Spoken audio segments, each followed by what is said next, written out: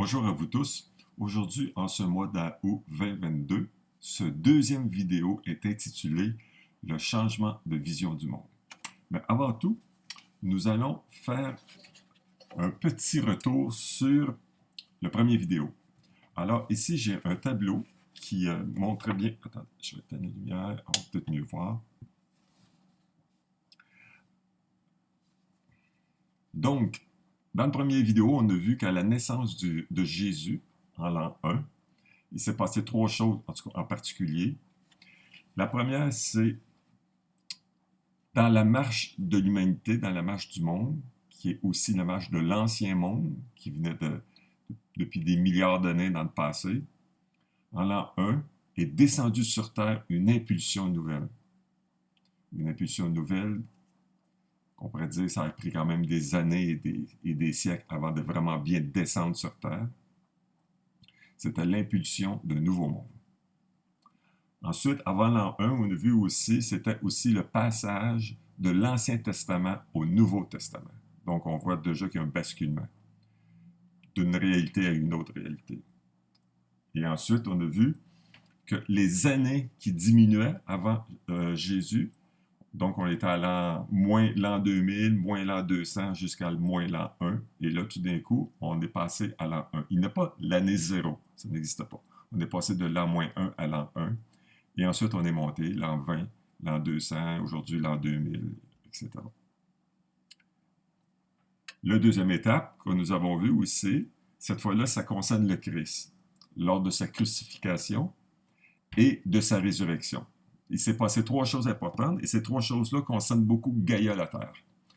En premier, exactement comme c'était le cas pour les années qui descendaient, Gaïa la Terre, elle aussi, elle était dans ce mouvement-là de descendance, pas de descendance, de descension, oui, un mouvement de descension et de densification. Donc Gaïa la Terre, en plus de descendre, elle se densifiait de plus en plus. Il fallait que ce mouvement-là s'arrête parce que sinon, ce serait devenu trop dangereux pour Gaïa la Terre. Donc, après en l'an 33, après l'an 33, donc, c'est le début de l'ascension de Gaïa la Terre, ainsi que sa dédensification, c'est-à-dire de moins en moins dense. Elle va se dédensifier avec les années. Et aussi, un autre phénomène qui est important, c'est que l'ancienne aura de Gaïa s'est transformée et c'est devenu la nouvelle aura de Gaïa. Alors voilà. Nous allons rallumer la lumière. Nous allons maintenant faire un saut dans le temps jusqu'au 13e siècle, c'est-à-dire les années 1200. Il va y avoir à ce moment-là un autre grand changement dans la marche de l'humanité. L'homme va passer de la vision spirituelle du monde à la vision matérielle du monde. Donc, à l'époque de la vision spirituelle, avant, alors c'était, vous savez, on voit ça quelquefois dans les anciens textes. Par exemple, l'Ancien Testament ou l'Odyssée d'Homère. Donc, dans ces anciens textes, on voit, c'est la clairvoyance antique. Les gens parlent aux dieux et aux déesses. Ils veulent se faire aider, ils veulent comprendre des choses. Alors, le monde spirituel leur répond. Par exemple, c'est le cas de Moïse. Moïse, par exemple, le monde spirituel va lui donner les 10 commandements. Alors, Moïse, c'est à partir de ce moment-là qu'il va connaître les 10 commandements qui vont s'appliquer dans l'humanité. C'est une réalité pour eux. Ils perçoivent vraiment, ils l'entendent aussi, le monde spirituel. C'est pas une fiction, c'est pas une fabulation. C'était comme ça à cette époque-là. Rendu au 13e siècle, les choses vont changer. Alors, imaginez, ma main ici, c'est le monde spirituel. Ici, cette main ici, c'est l'humanité, l'homme. Eh bien, avant le 13e siècle, le monde spirituel se reliait à l'homme. Et c'est comme ça qu'il pouvait lui parler, qu'il pouvait lui donner des conseils. Et l'homme était relié aussi au monde spirituel. Et là, il va y avoir un grand changement. C'est ce que je vous disais, c'est le passage de la vision spirituelle du monde à la vision matérielle.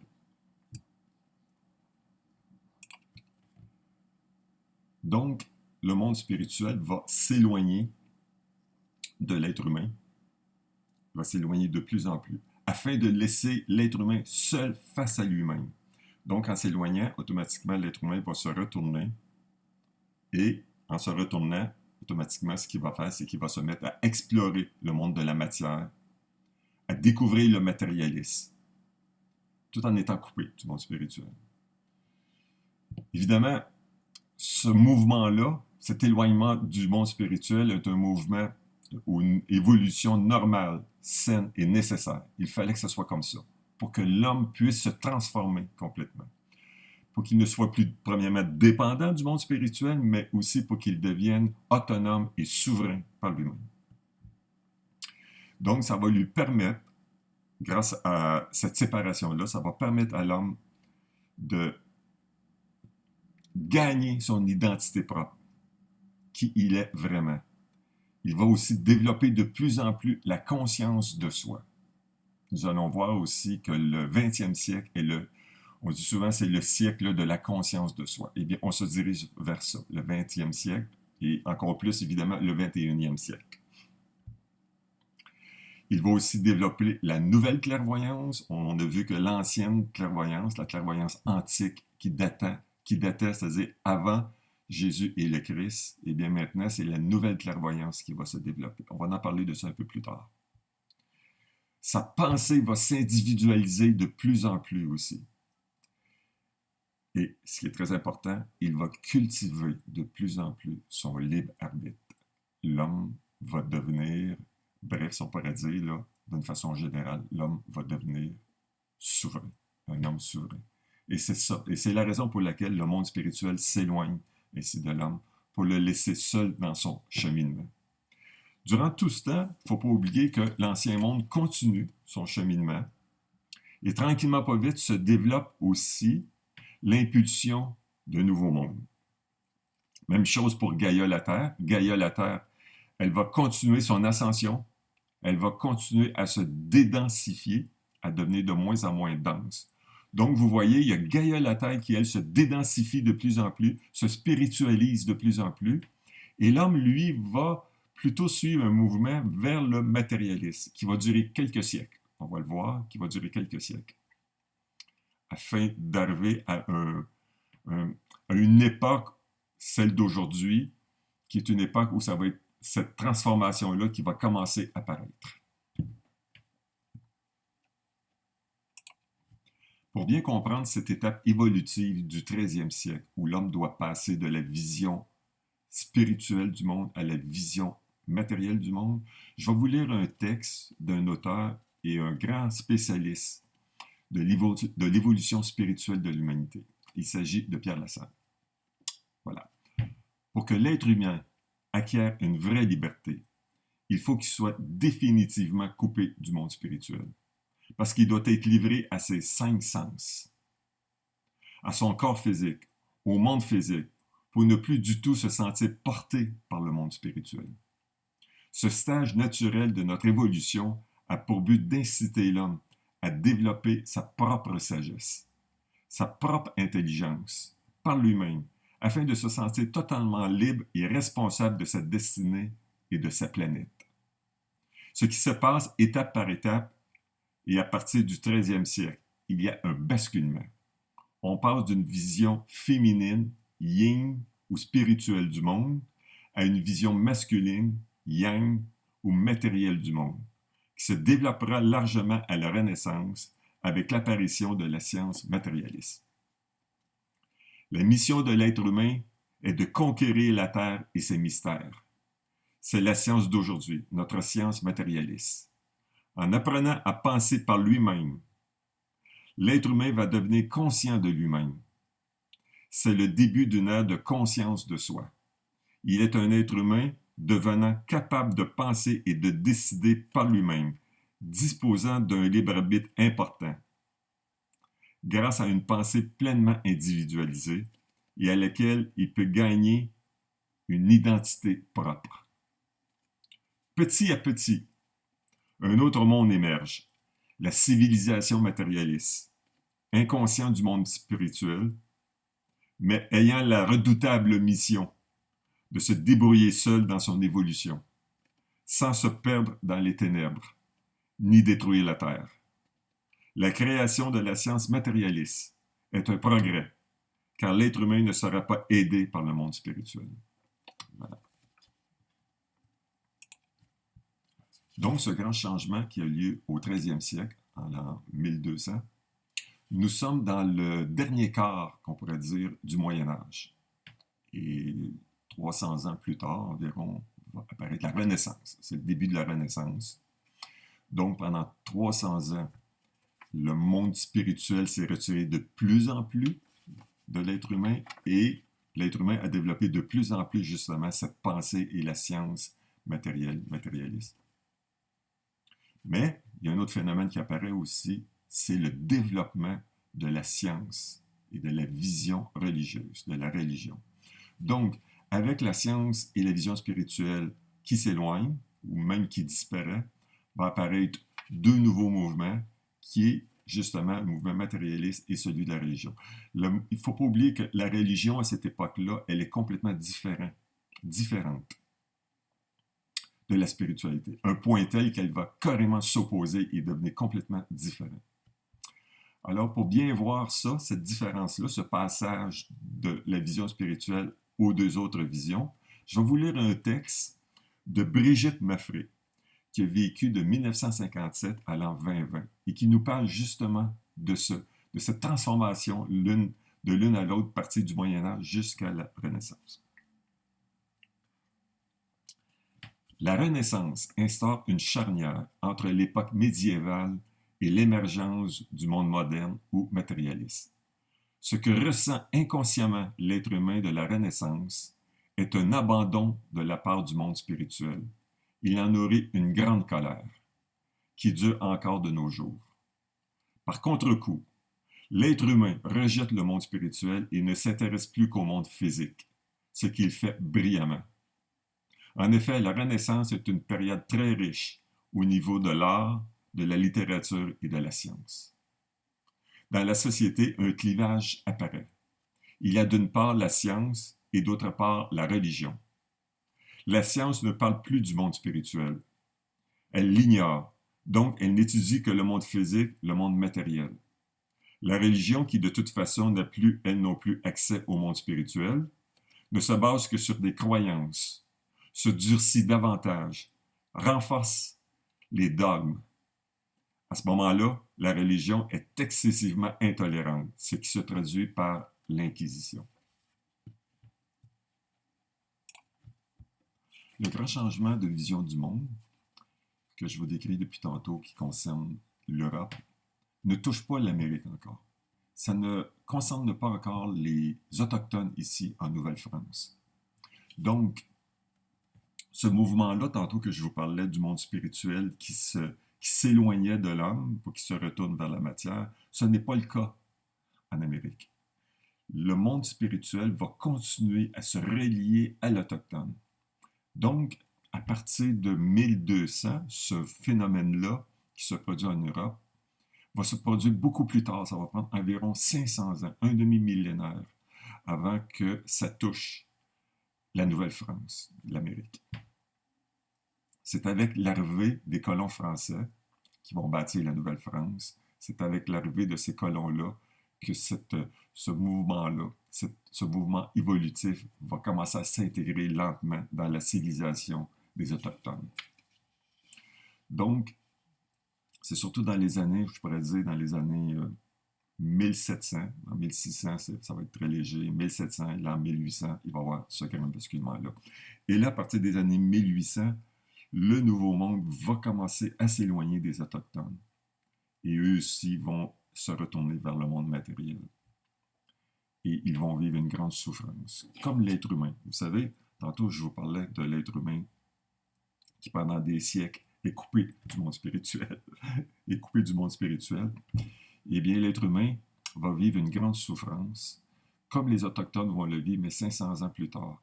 La différence, c'est que nous avons vécu une transformation qui s'est étirée pendant des siècles et des siècles, alors que les Autochtones, ça s'est condensé en très, très, très peu de siècles. En 2-3 siècles, ils ont vécu ce changement-là. Donc, ça a été très, très, très difficile pour eux. Ce changement-là, finalement, va toucher toute l'humanité dans les siècles qui vont suivre. Maintenant, concernant les Autochtones ici en Nouvelle-France, j'aimerais vous lire un texte d'un historien autochtone, justement, Wanda Huron, qui s'appelle Georges E. Sioui, qui nous explique justement ce qui se passe en Nouvelle-France à ce moment-là, par rapport aux Autochtones. Par rapport aux autres continents qui sont géographiquement réunis, le continent américain a une place à part dans la configuration de notre monde. Les peuples de l'Ancien Monde ont depuis toujours évolué dans une symbiose relative et se sont influencés réciproquement de presque toutes les façons. Économiquement, culturellement, biologiquement, etc.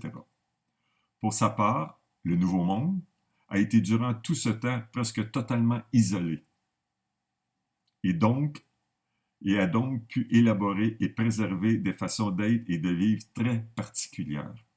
Il s'est donc développé selon des concepts idéologiques qui se sont révélés à l'opposé de ceux qui animaient et motivaient les Européens. Déjà, l'Europe, qui était la vieille Europe, on disait aussi l'Ancien Monde, et la Nouvelle-France, qui était le Nouveau Monde. Et bien, déjà, ce Nouveau Monde-là continuait à vivre cette relation-là avec le monde spirituel, c'est qui a beaucoup influencé les colons, ceux qui vivaient ici en Nouvelle-France, dans leur spiritualité. Donc ça, on va le voir un peu plus tard avec la Nouvelle-France. Donc aujourd'hui, cette coupe-là avec le monde spirituel est terminée. Comme nous avons vu, le monde spirituel s'est éloigné de l'homme s'est tourné vers la matière. Aujourd'hui, qu'est-ce qui se passe? C'est que le monde spirituel reste toujours, on pourrait dire, d'une certaine façon éloigné. Mais la différence, c'est que maintenant, l'homme a le choix de se retourner à nouveau vers le monde spirituel. La différence, c'est que ce n'est plus le monde spirituel qui descend pour se relier à l'homme. C'est l'homme maintenant, par lui-même, qui doit faire l'effort et le travail nécessaire pour se relier au monde spirituel. Comme par exemple par la méditation intérieure. Évidemment, autrefois, cette relation-là se faisait quand même d'une certaine façon à l'extérieur. Les gens parlaient avec le monde spirituel, les êtres du monde spirituel. Aujourd'hui, si on veut le faire, on ne peut pas le faire d'une façon extérieure, mais d'une façon intérieure, comme par exemple par la méditation. Donc, il y a un autre phénomène qui se produit aussi aujourd'hui, c'est que vous avez d'un côté ce choix-là de se relier par nous-mêmes au monde spirituel par la méditation, mais aussi nous vivons dans le monde matériel. Donc, nous continuons à avoir cette vision-là du monde matériel et aussi la vision du monde spirituel. Et ce qui est important aujourd'hui, c'est de vivre l'équilibre entre les deux. L'harmonie entre la vision spirituelle et la vision matérielle. Pourquoi? Parce que c'est cet équilibre-là qui permet de vivre la vision universelle. C'est la pensée universelle, c'est la science universelle. C'est ce qui se présente aujourd'hui de plus en plus. Et c'est vers ça qu'on s'en va. C'est la nouvelle conscience de soi. C'est la nouvelle clairvoyance, cette clairvoyance-là intérieure qui nous permet de nous relier au monde spirituel. C'est la pensée individualisée qui est loin de la pensée unique. Donc, aujourd'hui, ce qui apparaît, c'est le libre arbitre. Maintenant, chacun de nous, on a le choix de choisir cette pensée, cette vision universelle, l'harmonie entre les deux, ou bien, comme beaucoup de gens, de rester seulement que dans la vision matérielle. Donc, vous avez maintenant les gens qui choisissent de vivre la vision, on pourrait dire, ou la pensée, même la science universelle, et les gens qui, eux, ne choisissent pas ça, ou en tout cas très peu, ou d'une façon théorique. Donc, on voit maintenant qu'il y a deux façons, deux pensées très différentes, ceux qui veulent rester juste dans le monde matériel et ceux qui choisissent l'harmonie et vont dans la pensée universelle, l'harmonie des deux, spirituelle et universelle. Ce qui va créer un éloignement entre les deux, un éloignement entre les deux humanités. Ça, c'est ce que l'on va voir beaucoup plus tard dans les prochaines vidéos. Lorsque nous allons être rendus dans toute cette histoire-là, lorsque nous allons être rendus aujourd'hui, on va vous en parler plus amplement. La prochaine vidéo va être sur les chevaliers au Moyen Âge, les chevaliers médiévaux.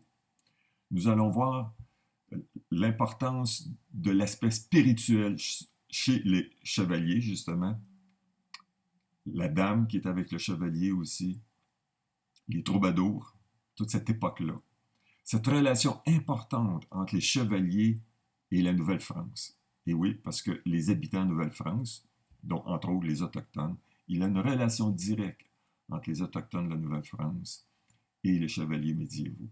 Une relation directe aussi avec les habitants de la Nouvelle-France et en particulier les Couras des Bois. Donc, puis il y a une troisième étape aussi concernant les chevaliers médiévaux, la Nouvelle-France et aussi aujourd'hui. Alors là-dessus, je vous dis au revoir et à la prochaine vidéo.